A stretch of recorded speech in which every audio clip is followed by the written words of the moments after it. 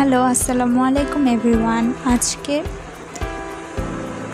আপনাদেরকে আমরা যেই ক্লাসটা সম্পর্কে আজকে আমরা শিখব সেটা হচ্ছে মাইক্রোসফট ওয়ার্ডে কিভাবে আমরা ইমেজ অ্যাড করতে পারি অথবা পিকচার অ্যাড করতে পারি। তো আজকের এই ক্লাসে আপনাদের সবাইকে স্বাগতম। এটা স্কিল ল্যাব চ্যানেলের নতুন ক্লাস, ঠিক আছে? তো চলুন আমরা কথা না বাড়িয়ে ক্লাসটা শুরু করি। মাইক্রোসফট ওয়ার্ডে মূলত ডকুমেন্ট নিয়ে আমরা কাজ করি, কিন্তু ডকুমেন্টের মাঝেও অনেক সময় দেখা যায় যে আমাদেরকে কি করতে হয়, অনেক সময় পিকচার অ্যাড করতে হয় ওই ডকুমেন্টটাকে আরও প্রাণবন্ত করার জন্য। তো এই পিকচারটা অ্যাড করার জন্য আমরা প্রথমে কি করব, আমরা যখন MS ওয়ার্ড ফাইলটা ওপেন করব আমাদের সামনে এরকম একটা উইন্ডোজ ওপেন হবে। এরপর হোমের পাশে যে অপশানটা আছে সেটা হচ্ছে ইনসার্ট। আমরা ইনসার্টে চলে যাব। আমরা কিন্তু এর পূর্বে কিভাবে home, insert, draw, design, layout, references, mailing, review, view, add ins, help এই সবগুলো অপশন ডিটেলসে দেখেছি। আপনারা যদি ওই ক্লাসগুলো দেখে না থাকেন অবশ্যই দেখে নেবেন, ঠিক আছে? তো এখন আমরা চলে যাচ্ছি হচ্ছে ইনসার্টের ফটো কিভাবে আমরা বা কোনো ছবি অথবা পিকচার বা ইমেজ কিভাবে আমরা অ্যাড করতে পারি মাইক্রোসফট ওয়ার্ড ডকুমেন্টের মধ্যে। চলুন তাহলে শুরু করা যাক। তো পিকচার অ্যাড করার জন্য অবশ্যই এই অপশানটাতে আমরা ক্লিক করব। হোমের পাশে যাচ্ছে ইনসার্ট থেকে পিকচার থেকে দুইটা অপশান আসবে। সেটা হচ্ছে আপনি ডিভাইস থেকে নিতে চান নাকি অনলাইন থেকে নিতে চান। যদি আপনি আপনার ছবিটা অনলাইন থেকে আনতে চান সেই ক্ষেত্রে আপনি অনলাইনে প্রেস করবেন। আমি কম্পিউটার থেকে নিচ্ছি, তাই আমি ডিভাইস দিলাম, ঠিক আছে? দেওয়ার পর আপনি কোন ডকুমেন্ট থেকে নিতে চান ওই অপশানটা আপনি এখান থেকে সিলেক্ট করবেন এবং ওই পিকচারটা আপনি চুজ করবেন। আমি ধরুন একটা ছবি নিয়ে নিই। কোন ছবিটা নেওয়া যায়? এই ধরুন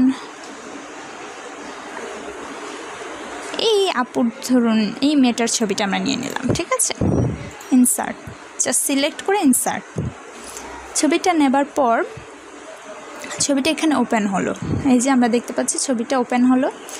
এখন ছবিটা ওপেন হওয়ার পর দেখুন ইনসার্টের পর আমি ছবিটা সিলেক্ট হয়েছে, এর পাশে একটা ফরম্যাট অপশন চলে এসছে। এটা কিন্তু আগে ছিল না।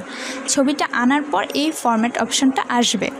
এরপরে প্রথম যে অপশানটা আছে সেটা হচ্ছে রিমুভ ব্যাকগ্রাউন্ড, অর্থাৎ আপনি এই ছবির ব্যাকগ্রাউন্ডটা রিমুভ করতে চান কিনা। খুব মজার বিষয়, এটা তো আমরা ফটোশপ বা গ্রাফিক্স ডিজাইনিংয়ে এই কাজগুলো করে থাকি, যে কীভাবে কোনো পিকচারের ব্যাকগ্রাউন্ড রিমুভ করা যায়। এখানে কিন্তু ওয়ান ক্লিকে আপনি ব্যাকগ্রাউন্ডটা রিমুভ করতে পারবেন। এই যে দেখুন ব্যাকগ্রাউন্ডটা কিন্তু রিমুভ করে দিচ্ছি। তো এটা তো ভালো হবে না, এখান থেকে আপনাকে এডিট করে নিতে হবে যে এই এরিয়াটুকু আমি এডিট করতে চাই, মানে এগুলো আমি ডিলিট করতে চাই না।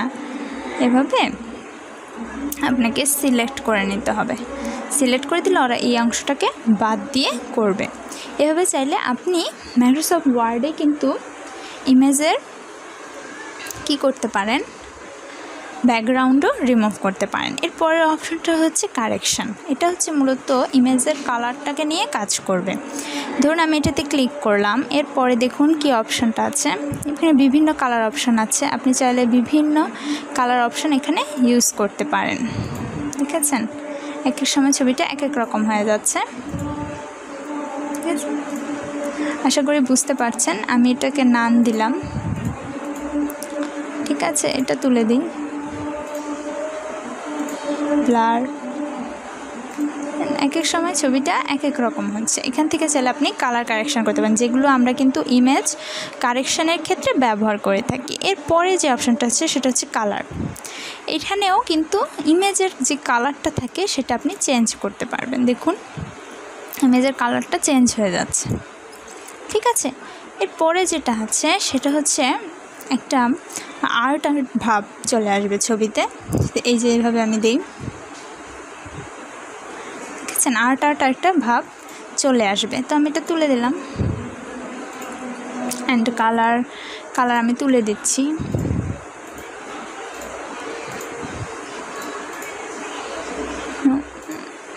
যেটা ছিল ওটাতে রাখলাম, ঠিক আছে? এরপরের যে এই অপশানগুলো আছে সেটা হচ্ছে গিয়ে এটাকে বিভিন্ন শেপ দিবে। দেখুন আমি যখন এটার মধ্যে নিচ্ছি তখন কিন্তু শেপটা হয়ে যাচ্ছে। আপনি চাইলে ইমেজের চারপাশে বর্ডার, ইমেজকে শেপ দেওয়া, এগুলো কিন্তু আপনি এখান থেকে করে ফেলতে পারেন। দেখুন এই যে চারপাশে একটা শ্যাডো তৈরি হয়েছে, ঠিক আছে। এরপরে এটা দেখুন 3D হয়ে গেছে একদম, ওকে, মোবাইল ফোনের মতো। ঠিক আছে, আপনি অনেকগুলো আছে কাস্টম মেক করাই ডিফল্টে, আপনি চাইলে এখান থেকে যে কোনো একটা নিয়ে আপনি কাজ করতে পারেন। ঠিক আছে, আমি কোনো কিছু দিলাম না, আমি হচ্ছে নর্মাল ইমেজই রাখবো, জাস্ট একটা সিম্পল বর্ডার দিয়ে দিলাম। এরপরে আছে পিকচার বর্ডার। এখানে চাইলে আপনি পিকচার বর্ডার দিতে পারবেন এবং বর্ডারের কালারটা আপনি চেঞ্জ করে দিতে পারবেন। এই যে দেখুন আমি সাদা দিতে পারবো, চাইলে নীল দিতে পারবো, ইচ্ছা মতো। পেজ বর্ডারের কালার, এখানে আপনি কালারের উইথ আছে, কালার উইথ কমানো, বাড়ানো, মোটা করা, ইচ্ছা মতন আপনি চাইলেই কিন্তু এটা চেঞ্জ করতে পারেন। অথবা এখান থেকে মোর কালারে গিয়েও এখান থেকে যে কোনো একটা কালার কিন্তু আপনি সিলেক্ট করে নিতে পারেন। আরেকটা অপশান যেটা আছে সেটা হচ্ছে, অর্থাৎ আমি নিরেট বর্ডার দেবো না, আমি ডট ডট দেবো, সেই ক্ষেত্রে আমি এখান থেকে এগুলো ইউজ করতে পারি। ঠিক আছে, আশা করি সবাই বুঝতে পারছেন। এরপরে যে অপশানটা আছে হচ্ছে পিকচার ইফেক্ট।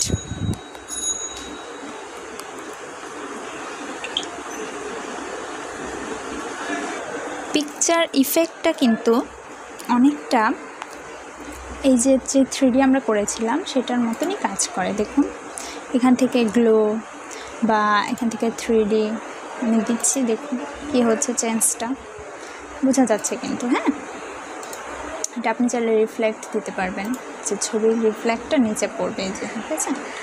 অথবা আপনি চাইলে গ্লো দিতে পারেন, ইফেক্ট থেকে শ্যাডো দিতে পারেন, ঠিক আছে। এটার মধ্যে শ্যাডো অ্যাড করা যাবে। ছবিটাকে চাইলে আপনি যে কোনোভাবে কিন্তু এডিট করতে পারবেন। আর এইটা হচ্ছে ধরুন আমরা যখন স্মার্ট আর্ট করি, স্মার্ট আর্টে ছবিটা আপনি অ্যাড করতে পারবেন, সেই ক্ষেত্রে পিকচারের ক্ষেত্রে আপনি এটা ব্যবহার করতে পারেন।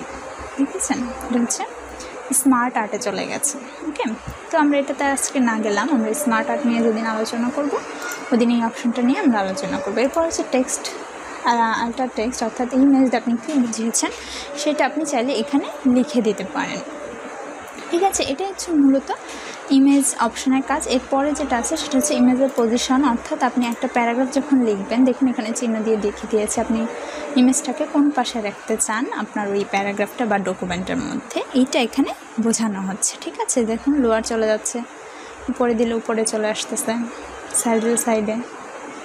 ওকে, এটা হচ্ছে পজিশনের কাজ। এটাও কিন্তু অনেকটা ইমেজটাকে হচ্ছে লেখার মধ্যে কভার করে দেয়। ইমেজটা ছবির আগে থাকবে না পিছনে থাকবে, পাশে থাকবে, এই জিনিসটা ফলো করে। এটাই মূলত ইমেজ অপশনের কাজ। আর এটা যেটা আছে এটা হচ্ছে আপনি চাইলে ইমেজটাকে কাট করে ফেলতে পারবেন, অর্থাৎ ছোটো, মানে কেটে ছোট করে ফেলতে পারবেন। এই যে দেখুন যে আমি কেটে ফেললাম, জাস্ট ক্রপ।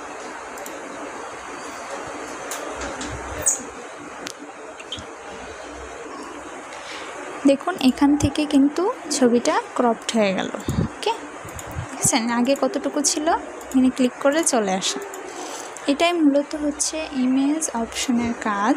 আশা করি সবাই বুঝতে পেরেছেন। তারপরে যদি কারো কোনো সমস্যা থাকে অবশ্যই আমাকে কমেন্ট বক্সে জানাবেন। সমস্যা থাকার কথা না, তারপর যদি কারোর কোনো সমস্যা থাকে আমাকে কমেন্ট বক্সে জানাবেন এবং লাইক শেয়ার করতে ভুলবেন না।